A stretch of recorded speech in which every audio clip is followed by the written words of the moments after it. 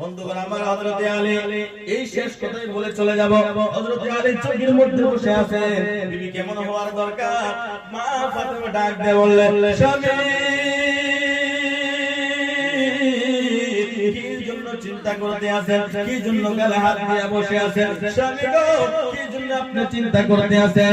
এবার হযরত আলী ডাক দিয়ে বলল, ফাতেমা হযরত উসমান গনি জিন্নুরাইন রাদিয়াল্লাহু তাআলা আনহু তিনি নবীকে দাওয়াত করেছেন, সাহাবায়ে কেরামদেরকে দাওয়াত করেছেন, কত সুন্দর খানা খাওয়াইলেন, আল্লাহর নবীর কদমে কদমে এক একটা করে গোলাম আযাদ করে দিলেন।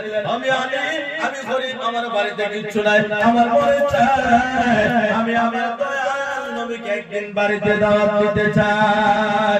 আমার দয়াল নবী নূরের সবে আনার বেলা জগতে, আমার দয়াল নবী নূরের সবে আনার বেলা জগতে। ওসমান গনি কোন সুন্দর খানা খাওয়াইলো, কদমে কদমে গোলাম আযাদ করে দিল। আমি মনে চাই গো আমার নবীকে একদিন বাড়িতে দাওয়াত করে নিয়ে এসে খাওয়াইতাম, আমার নবীকে একদিন বাড়ির মধ্যে দাওয়াত দিতাম, কিন্তু আমার বাড়িতে তো কিচ্ছু নাই, আমার বাড়িতে খিলানের মতো তো কিচ্ছু নাই, আমি গরীব মানুষ। এবার ফাতেমা ডাক দিয়ে বলে, স্বামী চিন্তা করার কোনো কারণ নাই, আপনি আমার নবীকে দাওয়াত দেন, সাহাবায়ে কেরামদেরকে দাওয়াত দেন। আল্লাহর নবীকে দাওয়াত দেওয়ার দায়িত্ব হলো আমাদের, খিলানের দায়িত্ব হলো আমার আল্লাহ। খিলানের দায়িত্ব কার? জোরে বলেন কার? আল্লাহ। এক স্ত্রী ভালো করে আল্লাহর মধ্যে বিশ্বাস রাখতে হবে। এখন আমাদের মা বোনরাও কিছু আছে, কাপড় একটা নিয়ে এসে নিজেদের সম্মুখে কাপড় হাতে থেকে রং পছন্দ হলে না তোমার কাপড় কিন্তু এই কাপড় আমার কাপড় না, এই স্ত্রী জাহান্নামে যাবে। এই স্ত্রী কই যাবে? জাহান্নামে যাবে। তোমার স্বামী তোমাকে যদি 10 টাকার একটা কাপড় নিয়ে এসে দিয়েছে, আলহামদুলিল্লাহ আমার স্বামী আমাকে এনে দিয়েছে, এটা কয় মাস যাব? বেশি মিলে 3 মাস, বেশি মিলে 2 মাস, আবার তো আনতেই হবে, হবে কি হবে না? এইজন্য মা বোনরা জানছে খুশি থাকে, রাজি থাকেন। ভাইরা বাবারা আমার, এবার ফাতেমা বললেন, স্বামী আপনি দাওয়াত দেন নবীকে, সাহাবায়ে কেরামদেরকে দাওয়াত দেন, দাওয়াত দেওয়ার দায়িত্ব হলো আমাদের, খিলানোর দায়িত্ব হলো আমার আল্লাহ। সুবহানাল্লাহ। এবার হযরত ফাতেমা তিনার বর্তনটা পাল্লাটা মানজিলেন, ডেস্কিটা মানজিলেন, মানজার পরে সুন্দর করে ধুইলেন, ধোয়ার পরে চুলার উপরে রাখা দিলেন। হযরত আলী নবীকে দাওয়াত দিয়েছে, আল্লাহর নবী রাহমাতুল লিল আলামিন হযরত আলীর বাড়িতে দাওয়াত খাবে, সমস্ত সাহাবায়ে কেরাম সঙ্গে নিয়ে আসতেছে, সাহাবায়ে কেরামদেরকে সঙ্গে নিয়ে আসতেছে, হাজার হাজার সাহাবা আসলেন। আল্লাহর নবীর মেয়ে ফাতেমা এবার ডেস্কিটা চুলার উপরে দিয়া এবার মুসল্লা নিয়ে ঘরের চুলার ভিতরে চলে গেছে, চলে যাইছে তার মধ্যে পড়ে ডাক দিয়ে বলে, আমার আল্লাহ হযরত আলী তো তোমার নবীকে দাওয়াত দিয়েছে, আল্লাহ তুমি জানো আমার বাড়িতে কিছু নাই গো, আমার বাড়িতে নবীকে খেলানোর মতো কিছু নাই, নবীকে মেহমানদারি করার মতো আমার বাড়িতে কিছু নাই, খালি দেখছি রাখার দায়িত্ব ছিল চুলার উপরে আমার, আল্লাহ সেই দেখছিটা বিরিয়ানি দিয়ে ভরে দেওয়ার দায়িত্ব তুমি আল্লাহ। আমার ভাইরা ও মা বোনেরা দেখেন মা ফাতেমা কেমন, আপনি মা ফাতেমা কেমন। এখনকার মা ফাতেমা তো মাঝে মাঝে বিড়ি খেলো দেখি, অনেক আছে বিড়ি খায় বই না, এত বেয়াদব, বিড়ি খায়, সিগারেট খায়, গুটখা খায়, কত আমার ভাইরা আমার।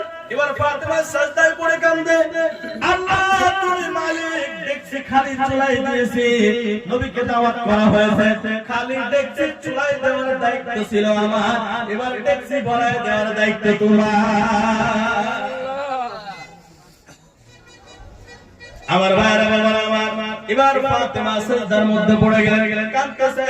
আমার আল্লাহ রাব্বুল আলামিন জিবরাইলকে ডাক দিয়ে বলেন, জিবরাইল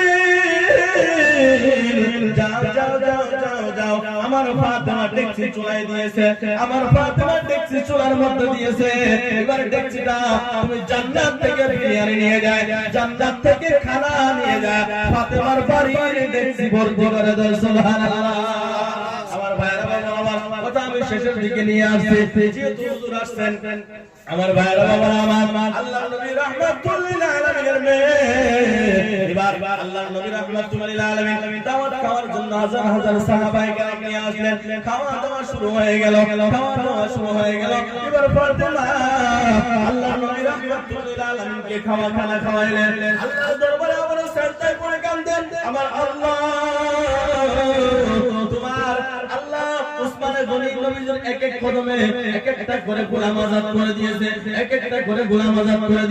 সিজদায় পড়ে ফাতেমা কাঁদে আল্লাহ আমার মনে চায় আমার যদি টাকা পয়সা থাকতো আমি নবীর কদমে এক একটা করে গোলাম আযাদ করে দিলাম এদিকে আল্লাহ নবী ডাক দিয়ে বললেন সাহাবারা রে জীবন মদিনার মধ্যে তোমরা অনেক দাওয়াত খেয়েছো অনেক নিমন্ত্রণে তোমরা খানা খেয়েছো অনেক দাওয়াত বাড়িতে গিয়েছিলা তোমরা কি এমন বিরিয়ানি তোমরা কোনদিন খাইছো নাকি সাহাবারা ইয়া রাসূলুল্লাহ ইয়া হাবিবাল্লাহ ইয়া নবী আল্লাহ আল্লাহর নবী গো এমন স্বাদের বিরিয়ানি কোন জীবনে খাওয়া হয় না এমন স্বাদের বিরিয়ানি কোনদিন খায় নাই এবার আল্লাহর নবী ডাক দিয়ে বলে সাহাবারা বিরিয়ানি কোন জায়গায় যাবো বলে ইয়া রাসূলুল্লাহ আপনি ভালো জানেন বলে আমার মেয়ে ফাতেমার কান্নাকাটির কারণে আমার মহান আল্লাহ জান্নাত থেকে বিরিয়ানি পাঠিয়ে দিয়েছে বলে সুবহানাল্লাহ এবার ফাতেমা এবার সিজদায় পড়ে গেলেন সিজদায় পড়ে যাওয়ার পরে আল্লাহর দরবারে আরজি জানাইলেন আল্লাহ হযরত ওসমান যেমন করে কদমে গোলাম আযাদ করে দিয়েছে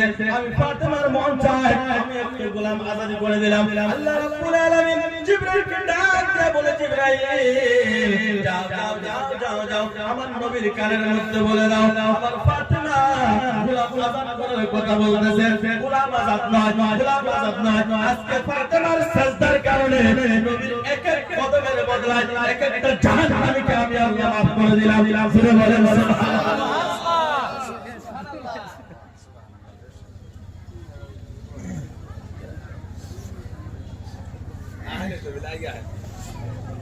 আমি না ওইয়া মানে আমরা দুজন বেলা আমরা